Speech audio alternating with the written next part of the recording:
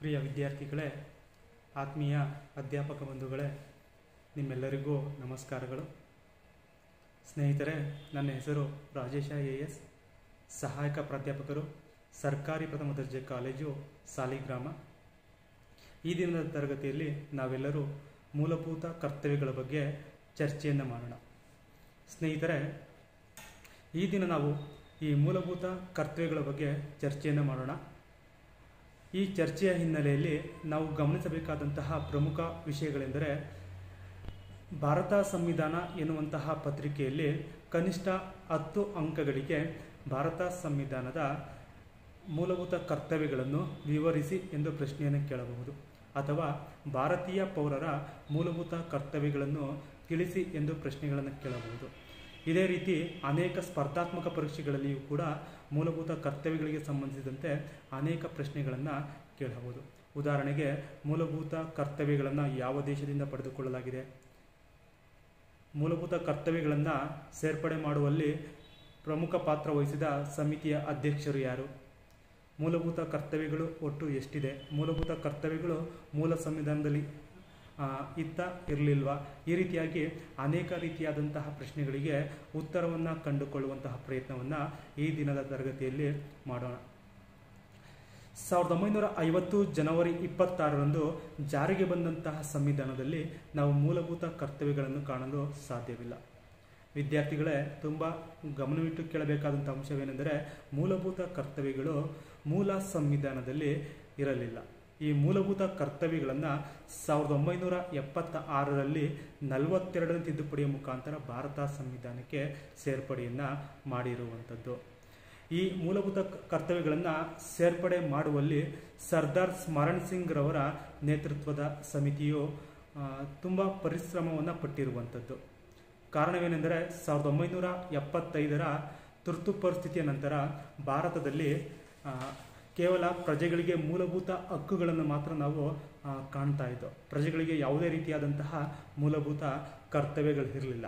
ಈ ನಿಟ್ಟಿನಲ್ಲಿ ಕಾಂಗ್ರೆಸ್ ಸರ್ಕಾರ ಸರ್ದಾರ್ ಸ್ಮರಣ್ ಸಿಂಗ್ ರವರ ನೇತೃತ್ವದಲ್ಲಿ ಒಂದು ಸಮಿತಿಯನ್ನು ರಚನೆ ಮಾಡಿ ಈ ಸಮಿತಿಗೆ ಮೂಲಭೂತ ಕರ್ತವ್ಯಗಳನ್ನು ಸೇರ್ಪಡೆ ಮಾಡಲು ಶಿಫಾರಸುಗಳನ್ನು ಮಾಡುವಂತೆ ತಿಳಿಸಿತು. ಸರ್ದಾರ್ ಸ್ಮರಣ್ ಸಿಂಗ್ ರವರು ಕೇಂದ್ರ ಸರ್ಕಾರದಲ್ಲಿ ಸಚಿವರಾಗಿಯೂ ಕೂಡ ಕಾರ್ಯವನ್ನು ನಿರ್ವಹಿಸಿರುವಂಥದ್ದು. ಸರ್ದಾರ್ ಸ್ಮರಣ್ ಸಿಂಗ್ ರವರ ಸಮಿತಿ ಒಂದು ಶಿಫಾರಸನ್ನು ಮಾಡುತ್ತೆ.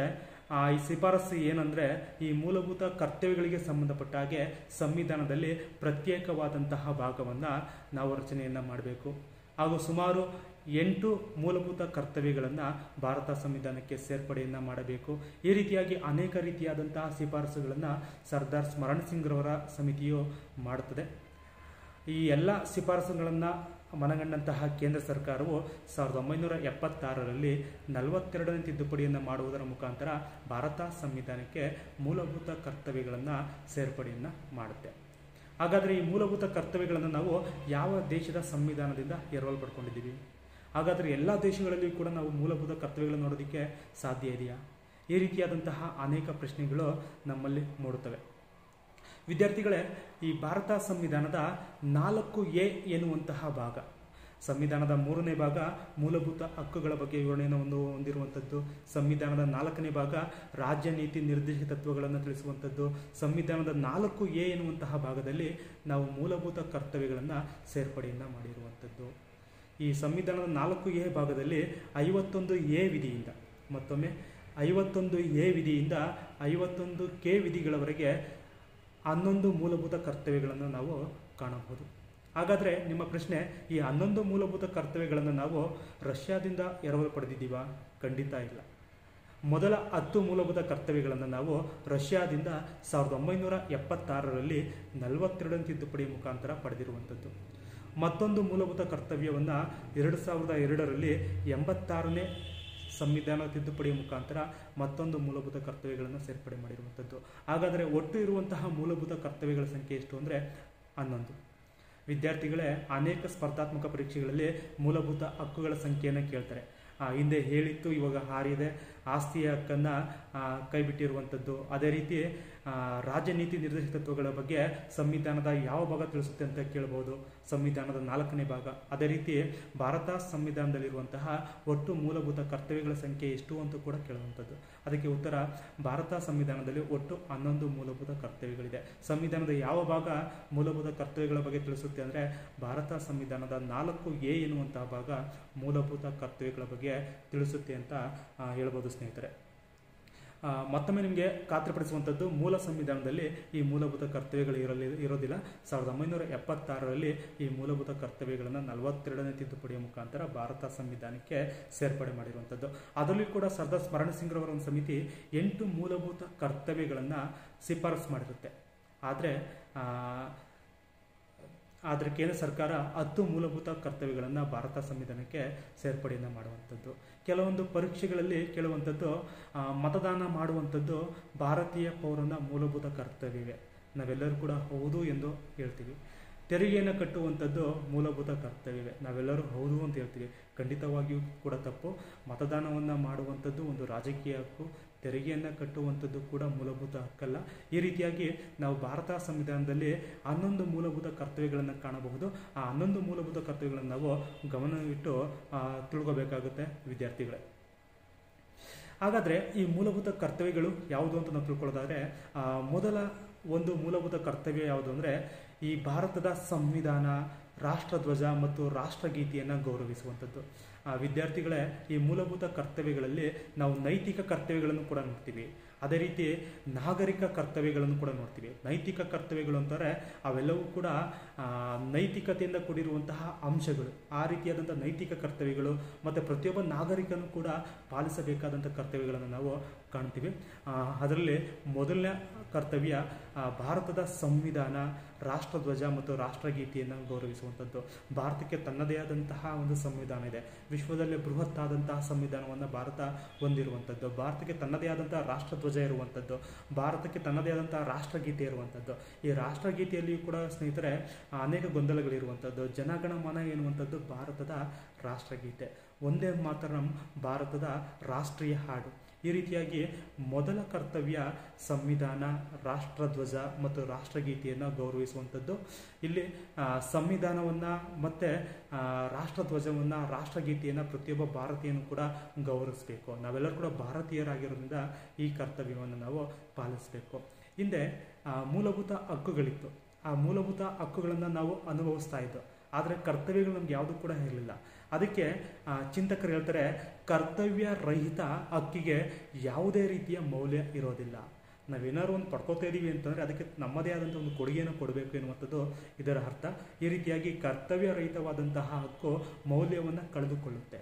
ಈ ರೀತಿಯಾಗಿ ನಾವು ಪ್ರತಿಯೊಬ್ಬರು ಕೂಡ ಮೂಲಭೂತ ಕರ್ತವ್ಯಗಳನ್ನು ಪಾಲಿಸಬೇಕು. ಅದೇ ರೀತಿ ಮತ್ತೊಂದು ಮೂಲಭೂತ ಕರ್ತವ್ಯ ಸ್ವತಂತ್ರ ಚಳುವಳಿಯ ಉದಾತ್ತ ಆದರ್ಶಗಳನ್ನು ಪಾಲಿಸುವುದು. ಭಾರತ ಸಾವಿರಾರು ವರ್ಷಗಳ ಕಾಲ ಅನೇಕ ರೀತಿಯಾದಂತಹ ಆಳ್ವಿಕೆಯನ್ನು ಕಂಡಿರುವಂಥದ್ದು. ಭಾರತವನ್ನು 100 ವರ್ಷಗಳ ಕಾಲ ಬ್ರಿಟಿಷರು ಆಳ್ವಿಕೆಯನ್ನು ಮಾಡಿರುವಂಥದ್ದು. ಭಾರತವು ಒಂದು ಗುಲಾಮಗಿರಿಯ ರಾಷ್ಟ್ರವಾಗಿತ್ತು. ಭಾರತದಲ್ಲಿ ಸ್ವತಂತ್ರ ಚಳುವಳಿಯೂ ಕೂಡ ನಡೆದಿರುವಂಥದ್ದು. ಇದನ್ನು ನಾವು ಸ್ವತಂತ್ರ ಚಳುವಳಿ ಎನ್ನುವ ಬದಲು ಸ್ವತಂತ್ರದ ಸಂಘರ್ಷ ಅಂತ ಕರೆದ್ರೆ ಉತ್ತಮ ಎನ್ನುವಂಥದ್ದು ನನ್ನ ಭಾವನೆ. ಈ ಸ್ವತಂತ್ರ ಚಳುವಳಿಯ ಸಂಘರ್ಷದಲ್ಲಿ ಭಾಗವಹಿಸಿದಂತಹ ನಮ್ಮ ರಾಷ್ಟ್ರೀಯ ನಾಯಕರು, ಸ್ವತಂತ್ರ ಹೋರಾಟಗಾರರ ಆದರ್ಶಗಳನ್ನು, ಅವರ ಜೀವನವನ್ನು ಅನುಸರಿಸುವಂಥದ್ದು ಪ್ರತಿಯೊಬ್ಬ ಭಾರತೀಯನ ಆದ್ಯ ಕರ್ತವ್ಯ ಆಗಿರುವಂಥದ್ದು. ಅವರ ಒಂದು ಜೀವನ, ಮಹಾತ್ಮ ಗಾಂಧೀಜಿಯವರು ಹೇಳ್ತಾರೆ, ನನ್ನ ಜೀವನವೇ ನನ್ನ ಸಂದೇಶ. ಈ ರೀತಿಯಾದಂತಹ ಉದಾತ್ತ ವ್ಯಕ್ತಿಗಳ ಆದರ್ಶಗಳನ್ನು ಪಾಲಿಸುವುದು ಕೂಡ ಪ್ರತಿಯೊಬ್ಬ ಭಾರತೀಯನ ಕರ್ತವ್ಯ ಆಗಿರುವಂಥದ್ದು. ವಿದ್ಯಾರ್ಥಿಗಳೇ, ಮತ್ತೊಂದು ಕರ್ತವ್ಯ ಭಾರತದ ಸಾರ್ವಭೌಮತೆ, ಏಕತೆ ಮತ್ತು ಸಮಗ್ರತೆಯನ್ನು ಎತ್ತಿ ಹಿಡಿಯುವುದು ಹಾಗೂ ಕಾಪಾಡುವುದು. ನಿಮಗೆ ನಾ ಇಂದಿನ ತರಗತಿ ಹೇಳಿರುವ ಹಾಗೆ ಭಾರತ ಒಂದು ಸಾರ್ವಭೌಮ ರಾಷ್ಟ್ರ. ನಾವು ಯಾರ ದಾಸ್ಯಕ್ಕೂ ಕೂಡ ಒಳಪಟ್ಟಿಲ್ಲ. ನಮ್ಮಲ್ಲಿ ಏಕತೆ ಇರುವಂಥದ್ದು, ನಾವೆಲ್ಲರೂ ಭಾರತೀಯರು ಎನ್ನುವಂಥ ಒಂದು ಮನೋಭಾವನೆ ಇರುವಂಥದ್ದು, ಮತ್ತು ನಮ್ಮಲ್ಲಿ ನಾವೆಲ್ಲರೂ ಒಂದೇ ಎನ್ನುವಂತಹ ಸಮಗ್ರತೆ ಇರುವಂಥದ್ದು. ಈ ರೀತಿಯಾಗಿ ಭಾರತದ ಸಾರ್ವಭೌಮತೆ, ಏಕತೆ ಮತ್ತು ಸಮಗ್ರತೆಯನ್ನು ಕಾಪಾಡಿಕೊಳ್ಳುವಂಥದ್ದು ಪ್ರತಿಯೊಬ್ಬ ಸ್ವತಂತ್ರ ಭಾರತೀಯನ ಕರ್ತವ್ಯ ಆಗಿರುವಂಥದ್ದು, ಮತ್ತು ಇದನ್ನು ಎತ್ತಿ ಹಿಡಿಯುವಂಥದ್ದು ಕೂಡ ಪ್ರತಿಯೊಬ್ಬ ಭಾರತೀಯನ ಮೂಲಭೂತ ಕರ್ತವ್ಯವಾಗಿದೆ ವಿದ್ಯಾರ್ಥಿಗಳೇ. ಮತ್ತೊಂದು ಮೂಲಭೂತ ಕರ್ತವ್ಯ ಕರೆ ಬಂದಾಗ ರಾಷ್ಟ್ರವನ್ನು ರಕ್ಷಿಸುವುದು ಮತ್ತು ದೇಶ ಸೇವೆ ಮಾಡುವುದು. ಅಂದರೆ ನಮ್ಮಲ್ಲಿ ಗಡಿಯಲ್ಲಿ ಸೈನಿಕರು ದೇಶವನ್ನು ಕಾಯ್ತಾರೆ. ಒಂದು ವೇಳೆ ಭಾರತಕ್ಕೆ ಯಾವುದೇ ರೀತಿಯಾದಂತಹ ವಿದೇಶಿಯ ದಾಳಿಗಳಾದಾಗ ಅಥವಾ ರಾಷ್ಟ್ರವು ಸಂಕಷ್ಟ ಸ್ಥಿತಿಯಲ್ಲಿದ್ದಾಗ ರಾಷ್ಟ್ರದ ರಕ್ಷಣೆಗೆ ಧಾವಿಸುವಂಥದ್ದು ಪ್ರತಿಯೊಬ್ಬ ಭಾರತೀಯನ ಕರ್ತವ್ಯ ಆಗಿರುವಂಥದ್ದು. ಕಾರಣ ಏನು ಅಂದರೆ, ನಾನು ದೇಶಕ್ಕೆ ಏನು ಕೊಟ್ಟಿದ್ದೀನಿ ಎನ್ನುವಂಥದ್ದು ಮುಖ್ಯ ಆಗುತ್ತೆ ಹೊರತು ದೇಶ ನನಗೇನು ಮಾಡಿದೆ ಎನ್ನುವಂಥದ್ದು ಮುಖ್ಯ ಅಲ್ಲ. ಈ ನಿಟ್ಟಿನಲ್ಲಿ ರಾಷ್ಟ್ರ ಸೇವೆಗೆ ಪ್ರತಿಯೊಬ್ಬ ಭಾರತೀಯನೂ ಕೂಡ ಸಿದ್ಧನಾಗಿರುವಂಥದ್ದು ಕೂಡ ಮೂಲಭೂತವಾದಂತಹ ಕರ್ತವ್ಯವಾಗಿದೆ ವಿದ್ಯಾರ್ಥಿಗಳೇ. ಮತ್ತೊಂದು ಮೂಲಭೂತ ಕರ್ತವ್ಯ ಸಾಮರಸ್ಯ ಮತ್ತು ಭ್ರಾತೃತ್ವ ಭಾವನೆಯನ್ನು ಬೆಳೆಸಿಕೊಳ್ಳುವುದು ಹಾಗೂ ಮಹಿಳೆಯರ ಗೌರವಕ್ಕೆ ಚ್ಯುತಿಯನ್ನುಂಟು ಮಾಡುವ ಆಚರಣೆಗಳನ್ನು ತ್ಯಜಿಸುವುದು. ಸ್ನೇಹಿತರೆ, ತುಂಬ ಮುಖ್ಯವಾದಂಥದ್ದು. ನಮ್ಮಲ್ಲಿ ಯಾವ ರೀತಿಯಾದಂಥ ಭಾವನೆ ಇರಬೇಕು ಅಂದರೆ ಸಾಮರಸ್ಯ ಮತ್ತು ಭ್ರಾತೃತ್ವದ ಭಾವನೆ ಇರಬೇಕು. ನಾವೆಲ್ಲರೂ ಅಣ್ಣ ತಮ್ಮಂದಿರು, ನಾವೆಲ್ಲರೂ ಸಹೋದರರು ಎನ್ನುವಂತಹ ಭಾವನೆ ಇರಬೇಕು. ಮತ್ತು ಮಹಿಳೆಯರ ಗೌರವಕ್ಕೆ ಧಕ್ಕೆ ತರುವಂತಹ ಆಚರಣೆಗಳನ್ನು ನಾವು ತ್ಯಜಿಸಬೇಕು. ಅನೇಕ ಮೂಢನಂಬಿಕೆಗಳನ್ನು ನಾವು ತ್ಯಜಿಸಬೇಕು. ಎಕ್ಸಾಂಪಲ್ಗೆ ಸತಿ ಸಹಗಮನ ಪದ್ಧತಿ ಇರುವಂಥದ್ದು, ಬಾಲ್ಯ ವಿವಾಹ ಇರುವಂಥದ್ದು, ವರದಕ್ಷಿಣೆ ನಿಷೇಧ ಕಾಯ್ದೆ ವರದಕ್ಷಿಣೆ ಎನ್ನುವಂಥದ್ದು, ಈ ರೀತಿಯಾಗಿ ಅನೇಕ ರೀತಿಯ ಸಾಮಾಜಿಕ ಅಂಧಕಾರಗಳನ್ನು ನಾವು ತ್ಯಜಿಸಿ ಮಹಿಳೆಯರಿಗೆ ಗೌರವವನ್ನು ನೀಡುವಂಥದ್ದು ಕೂಡ ಪ್ರಮುಖವಾದಂತಹ ಮೂಲಭೂತ ಕರ್ತವ್ಯವಾಗಿದೆ. ಮತ್ತೊಂದು ಮೂಲಭೂತ ಕರ್ತವ್ಯ ನಮ್ಮ ಸಮ್ಮಿಶ್ರ ಸಂಸ್ಕೃತಿಯ ಶ್ರೀಮಂತ ಪರಂಪರೆಯನ್ನು ಗೌರವಿಸುವುದು ಮತ್ತು ರಕ್ಷಿಸುವುದು. ವಿದ್ಯಾರ್ಥಿಗಳೇ, ಭಾರತಕ್ಕೆ ತನ್ನದೇ ಆದಂತಹ ಶ್ರೀಮಂತ ಪರಂಪರೆ ಇದೆ. ಆ ಶ್ರೀಮಂತ ಪರಂಪರೆಯನ್ನು ರಕ್ಷಣೆ ಮಾಡಿಕೊಳ್ಳುವುದು ಮತ್ತು ಆ ಶ್ರೀಮಂತ ಪರಂಪರೆಯನ್ನು ಮುಂದಿನ ಜನಾಂಗಕ್ಕೆ ಅಥವಾ ಮುಂದಿನ ಪೀಳಿಗೆಗೆ ಕೊಂಡೊಯ್ಯುವಂಥದ್ದು ನಮ್ಮೆಲ್ಲರ ಆದ್ಯ ಕರ್ತವ್ಯ ಆಗಿರುವಂಥದ್ದು. ಈ ಭಾರತದ ಶ್ರೀಮಂತ ಪರಂಪರೆಯಿಂದ ನಮ್ಮ ಶ್ರೀಮಂತವಾದಂಥ ಸಂಸ್ಕೃತಿಯಾಗಿರುವಂಥದ್ದು ಇದನ್ನು ಗೌರವಿಸುವಂಥದ್ದು ಮತ್ತು ರಕ್ಷಣೆ ಮಾಡುವಂಥದ್ದು ಕೂಡ ಪ್ರತಿಯೊಬ್ಬ ಭಾರತೀಯನ ಕರ್ತವ್ಯ ಆಗಿರುವಂಥದ್ದು. ನಾವೆಲ್ಲ ಏನು ಮಾಡ್ತಾ ಇದ್ದೀವಿ, ಪಾಶ್ಚಾತ್ಯೀಕರಣಕ್ಕೆ ಒಳಗಾಗ್ತಾ ಇದ್ದೀವಿ, ವಿದೇಶಿಯರನ್ನು ನಾವು ಅನುಸರಿಸ್ತಾ ಇದ್ದೀವಿ. ಆದರೆ ಮತ್ತೊಂದು ವಿಚಾರ ಗೊತ್ತಿರಲಿ, ನಮ್ಮ ಸಂಸ್ಕೃತಿಯನ್ನು ವಿದೇಶಿಯರೇ ಅನುಸರಿಸ್ತಾ ಇದ್ದಾರೆ. ಈ ರೀತಿಯಾದಂಥ ಒಂದು ಶ್ರೀಮಂತ ಸಂಸ್ಕೃತಿಯನ್ನು ಗೌರವಿಸುವಂಥದ್ದು, ರಕ್ಷಣೆ ಮಾಡುವಂಥದ್ದು ಪ್ರತಿಯೊಬ್ಬ ಭಾರತೀಯನ ಮೂಲಭೂತ ಕರ್ತವ್ಯವಾಗಿದೆ. ಜೊತೆಗೆ ಸ್ನೇಹಿತರೆ, ಈ ಅರಣ್ಯಗಳು, ಸರೋವರಗಳು, ನದಿಗಳು ಮತ್ತು ವನ್ಯಜೀವಿಗಳನ್ನು ಒಳಗೊಂಡ ನೈಸರ್ಗಿಕ ಪರಿಸರವನ್ನು ರಕ್ಷಿಸಿ ಅಭಿವೃದ್ಧಿಪಡಿಸುವುದು. ನಾವು ಹೇಳ್ತೀವಿ ಕಾಡಿದ್ದರೆ ನಾಡು. ಈ ರೀತಿಯಾಗಿ ಅನೇಕ ರೀತಿಯಾದಂತಹ ಘೋಷಣೆಗಳನ್ನು ಹೇಳ್ತೀವಿ. ಇವೆಲ್ಲವೂ ಕೂಡ ಕೇವಲ ಘೋಷಣೆಯಾಗಿ ಉಳಿಯಬಾರ್ದು. ಅರಣ್ಯಗಳನ್ನು ಬೆಳೆಸುವಂಥದ್ದು, ವನ್ಯಜೀವಿಗಳನ್ನು ರಕ್ಷಣೆಯನ್ನು ಮಾಡುವಂಥದ್ದು, ಸರೋವರಗಳು, ನದಿಗಳನ್ನು ಸ್ವಚ್ಛವಾಗಿಟ್ಟುಕೊಳ್ಳುವಂಥದ್ದು, ಈ ರೀತಿಯಾಗಿ ಅನೇಕ ರೀತಿಯ ನೈಸರ್ಗಿಕ ಪರಿಸರವನ್ನು ರಕ್ಷಣೆ ಮಾಡಿ ಅಭಿವೃದ್ಧಿಪಡಿಸುವಂಥದ್ದು ಪ್ರತಿಯೊಬ್ಬ ಭಾರತೀಯನ ಮೂಲಭೂತವಾದಂತಹ ಕರ್ತವ್ಯವಾಗಿದೆ. ಇತ್ತೀಚೆಗೆ ನಾವು ನೋಡ್ತಾ ಇರ್ಬೋದು, ಗಂಗಾ ನದಿ ತುಂಬ ಮಲಿನವಾಗಿರುವಂಥದ್ದು. ಅದೇ ರೀತಿ ನಮ್ಮ ಸುತ್ತಮುತ್ತಲಿನ ಪರಿಸರವು ಕೂಡ ಸ್ವಚ್ಛತೆಯಿಂದ ಕೂಡಿಲ್ಲದೆ ಇರುವಂಥದ್ದು, ಮತ್ತು ಅರಣ್ಯವನ್ನು ನಾವು ನಾಶ ಮಾಡ್ತಾ ಇರುವಂಥದ್ದು, ಮತ್ತು ವನ್ಯಜೀವಿಗಳನ್ನು ನಾವು ಬೇಟೆಯಾಡ್ತಾ ಇರುವಂಥದ್ದು, ಈ ರೀತಿಯಾಗಿ ಅನೇಕ ರೀತಿಯ ಸಮಸ್ಯೆಗಳನ್ನು ನಾವು ಕಾಣ್ತಾ ಇದ್ದೀವಿ. ಆ ಎಲ್ಲ ಸಮಸ್ಯೆಗಳನ್ನು ಹೋಗಲಾಡಿಸಿ ಪರಿಸರವನ್ನು ರಕ್ಷಣೆಯನ್ನು ಮಾಡುವಂಥದ್ದು, ಪರಿಸರವನ್ನು ಅಭಿವೃದ್ಧಿಪಡಿಸುವಂಥದ್ದು ಪ್ರತಿಯೊಬ್ಬ ಭಾರತೀಯನ ಮೂಲಭೂತ ಕರ್ತವ್ಯವಾಗಿದೆ. ವಿದ್ಯಾರ್ಥಿಗಳೇ, ಮತ್ತೊಂದು ಮೂಲಭೂತ ಕರ್ತವ್ಯ ವೈಜ್ಞಾನಿಕ ಮತ್ತು ಮಾನವೀಯ ಗುಣಗಳನ್ನು ಹಾಗೂ ವಿಚಾರಣಾ ಮತ್ತು ಸುಧಾರಣಾ ಮನೋಭಾವನೆಯನ್ನು ಬೆಳೆಸಿಕೊಳ್ಳಬೇಕು. ನಾವು ಯಾವ ರೀತಿ ಯೋಚನೆಯನ್ನು ಮಾಡಬೇಕು ಅಂದರೆ ವೈಜ್ಞಾನಿಕವಾಗಿ ನಾವು ಯೋಚನೆಯನ್ನು ಮಾಡಬೇಕು. ನಮ್ಮಲ್ಲಿ ಮಾನವೀಯ ಗುಣಗಳಿರಬೇಕು.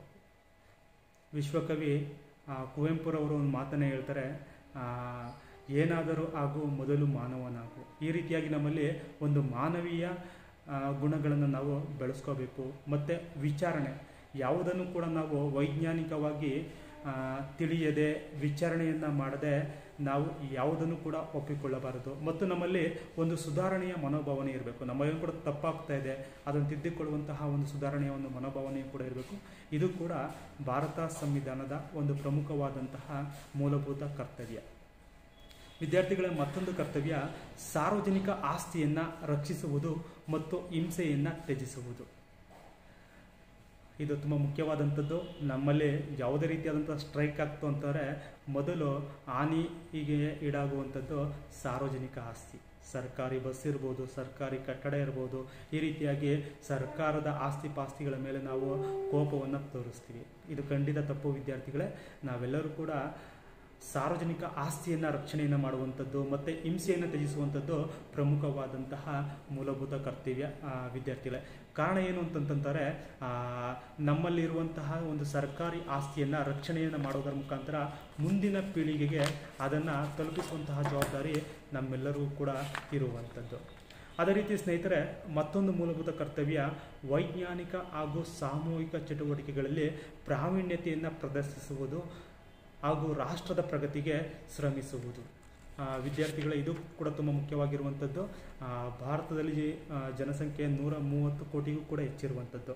ಆದರೆ ಒಲಿಂಪಿಕ್ನಲ್ಲಿ ಭಾರತದ ಸ್ಥಾನಮಾನವನ್ನು ನೋಡ್ತು ಅಂದರೆ ತುಂಬ ಕಡಿಮೆ ಪದಕಗಳು ಬರುವಂಥದ್ದು. ಕಾರಣ ಏನು?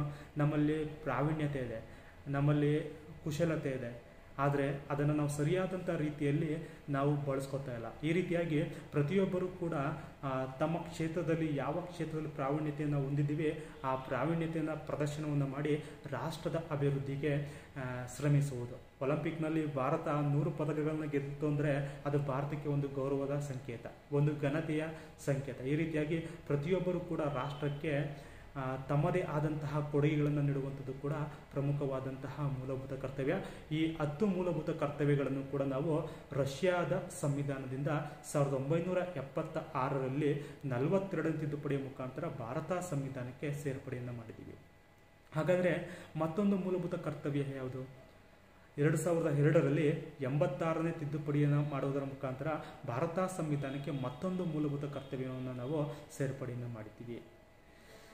ತಂದೆ, ತಾಯಿ ಅಥವಾ ಪೋಷಕರು, ಅಲ್ಲಿ 3 ಅಂಶ ಬರುವಂಥದ್ದು ಸ್ನೇಹಿತರೆ. ತಂದೆ, ತಾಯಿ ಅಥವಾ ಪೋಷಕರು ತಮ್ಮ 6 ವರ್ಷದಿಂದ 14 ವರ್ಷದ ಒಳಗಿನ ಮಕ್ಕಳಿಗೆ ಉಚಿತವಾಗಿ ಮತ್ತು ಕಡ್ಡಾಯವಾಗಿ ಶಿಕ್ಷಣವನ್ನು ಕೊಡಿಸುವಂಥದ್ದು ಪ್ರತಿಯೊಬ್ಬ ಪೋಷಕರ ಕರ್ತವ್ಯ ಆಗಿರುವಂಥದ್ದು.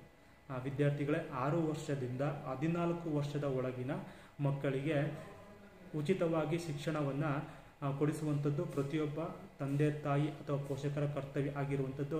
ಈ ರೀತಿಯಾಗಿ ಒಟ್ಟು 11 ರೀತಿಯಾದಂತಹ ಮೂಲಭೂತ ಕರ್ತವ್ಯಗಳನ್ನು ನಾವು ಕಾಣ್ತೀವಿ. ಹಾಗಾದರೆ ನಿಮ್ಮ ಪ್ರಶ್ನೆ ಮೂಡ್ಬೋದು, ಈ ಮೂಲಭೂತ ಹಕ್ಕುಗಳಿಗೂ ಮತ್ತು ಮೂಲಭೂತ ಕರ್ತವ್ಯಗಳಿಗೂ ಇರುವಂತಹ ವ್ಯತ್ಯಾಸ ಏನು ಅಂತ. ತುಂಬ ಸರಳ ವಿದ್ಯಾರ್ಥಿಗಳೇ. ಮೂಲಭೂತ ಹಕ್ಕುಗಳಿಗೆ ಕಾನೂನಿನ ರಕ್ಷಣೆ ಇರುವಂಥದ್ದು. ಮೂಲಭೂತ ಹಕ್ಕುಗಳನ್ನು ಯಾರಾದರೂ ಕೂಡ ಮೊಟಕುಗೊಳಿಸಿದ್ರೆ ಅಥವಾ ಯಾರಾದರೂ ಕೂಡ ಮೂಲಭೂತ ಹಕ್ಕುಗಳನ್ನು ಕಿತ್ಕೊಂಡ್ರೆ ನಾವು ಭಾರತ ಸಂವಿಧಾನದ 32ನೇ ವಿಧಿಯ ಪ್ರಕಾರವಾಗಿ ಸುಪ್ರೀಂ ಕೋರ್ಟ್ನಲ್ಲಿ, 226ನೇ ವಿಧಿಗೆ ಪ್ರಕಾರವಾಗಿ ಹೈಕೋರ್ಟ್ನಲ್ಲಿ ನಾವು ರಿಟ್ಸ್ಗಳನ್ನು ಸಲ್ಲಿಸಬಹುದು. ಅಂದರೆ ಸರ್ಕಾರ ಎನ್ನುವಂಥದ್ದು, ಅದೇ ರೀತಿ ನ್ಯಾಯಾಂಗ ಎನ್ನುವಂಥದ್ದು ಈ ಮೂಲಭೂತ ಕರ್ತವ್ಯಗಳನ್ನು ರಕ್ಷಣೆಯನ್ನು ಮಾಡುತ್ತೆ. ಆದರೆ ಮೂಲಭೂತ ಕರ್ತವ್ಯಗಳಿಗೆ ಯಾವುದೇ ರೀತಿಯಾದಂತಹ ಕಾನೂನಿನ ರಕ್ಷಣೆ ಇಲ್ಲ.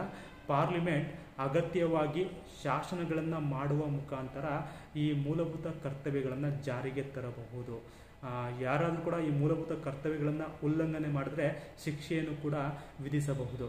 ಈ ಸರ್ದಾರ್ ಸ್ಮರಣ್ ಸಿಂಗ್ ರವರು ಶಿಫಾರಸು ಮಾಡಿದಂತಹ ಒಂದು ವರದಿಯಲ್ಲಿ ಒಂದು ಅಂಶವನ್ನು ಹೇಳ್ತಾರೆ. ಯಾರಾದರೂ ಕೂಡ ಮೂಲಭೂತ ಕರ್ತವ್ಯಗಳನ್ನು ಉಲ್ಲಂಘನೆ ಮಾಡಿದರೆ ಅವರಿಗೆ ದಂಡವನ್ನು ವಿಧಿಸುವಂಥದ್ದು ಮತ್ತು ಅವರಿಗೆ ಶಿಕ್ಷೆಯನ್ನು ಕೊಡುವಂಥದ್ದು ಕಡ್ಡಾಯವಾಗಬೇಕು ಅಂತ. ಆದರೆ ಭಾರತದಲ್ಲಿ ಶ್ರೀಮಂತರ ಸಂಖ್ಯೆಗಿಂತ ಬಡವರ ಸಂಖ್ಯೆ ತುಂಬ ಕಡಿಮೆ ಇರುವಂಥದ್ದು. ಸರ್ದಾರ್ ಸ್ಮರಣ್ ಸಿಂಗ್ ಮತ್ತೊಂದು ಮೂಲಭೂತ ಕರ್ತವ್ಯ ಸೇರ್ಪಡೆ ಮಾಡಿರ್ತಾರೆ. ಪ್ರತಿಯೊಬ್ಬರು ಕೂಡ ತೆರಿಗೆಯನ್ನು ಸಲ್ಲಿಸಬೇಕು ಎನ್ನುವಂಥದ್ದು. ಆದರೆ ಭಾರತದಲ್ಲಿ ಬಡವರು ತೆರಿಗೆಯನ್ನು ಸಲ್ಲಿಸುವುದಕ್ಕೆ ಸಾಧ್ಯ ಆಗೋದಿಲ್ಲ. ಈ ರೀತಿಯಾಗಿ ಅನೇಕ ಮೂಲಭೂತ ಕರ್ತವ್ಯಗಳನ್ನು ಕೂಡ ಕೈಬಿಟ್ಟಿರುವಂಥದ್ದು. ಒಟ್ಟಾರೆ ನಾವು ತಿಳಿಯುವಂಥದ್ದು ಏನು ಅಂತಂದರೆ, ಈ ಭಾರತ ಸಂವಿಧಾನದಲ್ಲಿ ಸಂಸತ್ತು ಎನ್ನುವಂಥದ್ದು ಸೂಕ್ತ ಕಾನೂನುಗಳನ್ನು ಮಾಡುವುದರ ಮುಖಾಂತರ ಮೂಲಭೂತ ಕರ್ತವ್ಯಗಳನ್ನು ರಕ್ಷಣೆಯನ್ನು ಮಾಡಬಹುದು. ಉದಾಹರಣೆಗೆ 71ರಲ್ಲಿ ರಾಷ್ಟ್ರ ಗೌರವ ಕಾಯ್ದೆಯನ್ನು ಜಾರಿಗೆ ತರುವುದರ ಮುಖಾಂತರ ರಾಷ್ಟ್ರಧ್ವಜವನ್ನು, ರಾಷ್ಟ್ರಗೀತೆಯನ್ನು ಗೌರವಿಸುವುದು ಪ್ರತಿಯೊಬ್ಬ ಭಾರತೀಯನ ಮೂಲಭೂತ ಕರ್ತವ್ಯ ಎಂದು ಶಾಸನವನ್ನು ಜಾರಿಗೆ ತಂದಿರುವಂಥದ್ದು. ಒಂದು ವೇಳೆ ಯಾರಾದರೂ ಕೂಡ ಇದನ್ನು ಉಲ್ಲಂಘನೆಯನ್ನು ಮಾಡಿದ್ರೆ ಶಿಕ್ಷೆಯನ್ನು ಕೂಡ ವಿಧಿಸುವಂಥದ್ದು. ಈ ರೀತಿಯಾಗಿ ನಾವು ಅನೇಕ ರೀತಿಯ ಶಾಸನಗಳ ಮುಖಾಂತರ ಮೂಲಭೂತ ಕರ್ತವ್ಯಗಳನ್ನು ರಕ್ಷಣೆಯನ್ನು ಮಾಡುವಂಥದ್ದು. ಒಟ್ಟಾರೆ ಈ ಮೂಲಭೂತ ಕರ್ತವ್ಯಗಳನ್ನು ಜಾರಿಗೆ ತಂದಂತಹ ಸಂದರ್ಭದಲ್ಲಿ ಇದ್ದಂತಹ ಪರಿಸ್ಥಿತಿಯನ್ನು ನಾವು ಅವಲೋಕನವನ್ನು ಮಾಡೋದಾದರೆ, ತುರ್ತು ಪರಿಸ್ಥಿತಿಯ ಸಂದರ್ಭದಲ್ಲಿ ಪ್ರಜೆಗಳಿಗೆ ಕೇವಲ ಹಕ್ಕುಗಳು ಮಾತ್ರ ಇರುತ್ತೆ, ಕರ್ತವ್ಯಗಳು ಇರೋದಿಲ್ಲ. ಆ ಕರ್ತವ್ಯಗಳನ್ನು ತಿಳಿಸೋದಕ್ಕೆ ಭಾರತ ಸಂವಿಧಾನದಲ್ಲಿ ನಾವು ಮೂಲಭೂತ ಕರ್ತವ್ಯಗಳನ್ನು ಸೇರ್ಪಡೆಯನ್ನು ಮಾಡಿರುವಂಥದ್ದು. ಜೊತೆಗೆ ಈ ಮೂಲಭೂತ ಕರ್ತವ್ಯಗಳಲ್ಲಿ ನಾವು ನೈತಿಕ ಕರ್ತವ್ಯಗಳು ಮತ್ತು ನಾಗರಿಕ ಕರ್ತವ್ಯಗಳನ್ನು ಕೂಡ ನಾವು ಕಾಣಬಹುದು. ಹಾಗಾದರೆ ಈ ಮೂಲಭೂತ ಕರ್ತವ್ಯಗಳು ಯಾರಿಗೆ ಅನ್ವಯ ಆಗುತ್ತೆ ಅಂದರೆ, ಪ್ರತಿಯೊಬ್ಬ ಭಾರತೀಯನಿಗೂ ಕೂಡ ಮೂಲಭೂತ ಕರ್ತವ್ಯಗಳು ಅನ್ವಯ ಆಗುತ್ತೆ. ಅದಕ್ಕೆ ಹೇಳ್ತಾರೆ ಮೂಲಭೂತ ಹಕ್ಕುಗಳು ಮತ್ತು ಮೂಲಭೂತ ಕರ್ತವ್ಯಗಳು ಒಂದೇ ನಾಣ್ಯದ ಎರಡು ಮುಖಗಳಿದ್ದಂತೆ. ಅದೇ ರೀತಿ ಮತ್ತೊಂದು ಹೋಲಿಕೆಯನ್ನು ಮಾಡಿದರೆ ಮೂಲಭೂತ ಕರ್ತವ್ಯಗಳು ಮತ್ತು ಮೂಲಭೂತ ಹಕ್ಕುಗಳು ಒಂದೇ ರಥದ ಎರಡು ಚಕ್ರಗಳಿದ್ದಂತೆ ಅಂತಲೂ ಕೂಡ ನಾವು ಹೇಳುವಂಥದ್ದು. ಒಟ್ಟಾರೆ ಮೂಲಭೂತ ಕರ್ತವ್ಯಗಳು ಕಾನೂನಿನಿಂದ ರಕ್ಷಿತವಲ್ಲ. ಪಾರ್ಲಿಮೆಂಟ್ ಸೂಕ್ತ ಶಾಸನಗಳನ್ನು ರಚನೆ ಮಾಡುವ ಮೂಲಕ ಇವುಗಳನ್ನು ಜಾರಿಗೆ ತರಬಹುದು. ಈ ರೀತಿಯಾಗಿ ನಾವು ಮೂಲಭೂತ ಕರ್ತವ್ಯಗಳಿಗೆ ಸಂಬಂಧಪಟ್ಟ ಹಾಗೆ ಅನೇಕ ರೀತಿಯಾದಂತಹ ಅಂಶಗಳನ್ನು ತಿಳಿಯಬಹುದು.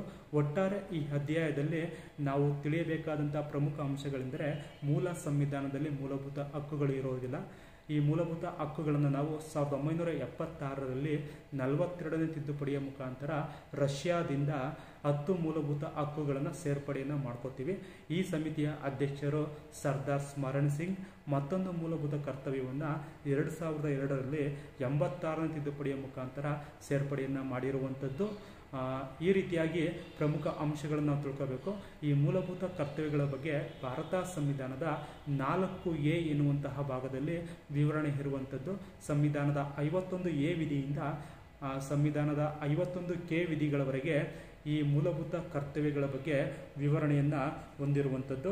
ಈ ರೀತಿಯಾಗಿ ಅನೇಕ ಅಂಶಗಳನ್ನು ನಾವು ಅಧ್ಯಯನವನ್ನು ಮಾಡೋದ್ರಿಂದ ನಾವು ಸ್ಪರ್ಧಾತ್ಮಕ ಪರೀಕ್ಷೆಗಳಲ್ಲಿಯೂ ಕೂಡ ಉತ್ತಮ ಅಂಕಗಳನ್ನು ಪಡೆಯಬಹುದು. ಅದೇ ರೀತಿ ನಮ್ಮ ಪದವಿಯ ಪರೀಕ್ಷೆಯಲ್ಲಿಯೂ ಕೂಡ ಅತಿ ಹೆಚ್ಚು ಅಂಕಗಳನ್ನು ಪಡೆಯಬಹುದು. ಧನ್ಯವಾದಗಳು ವಿದ್ಯಾರ್ಥಿಗಳೇ. Thank you.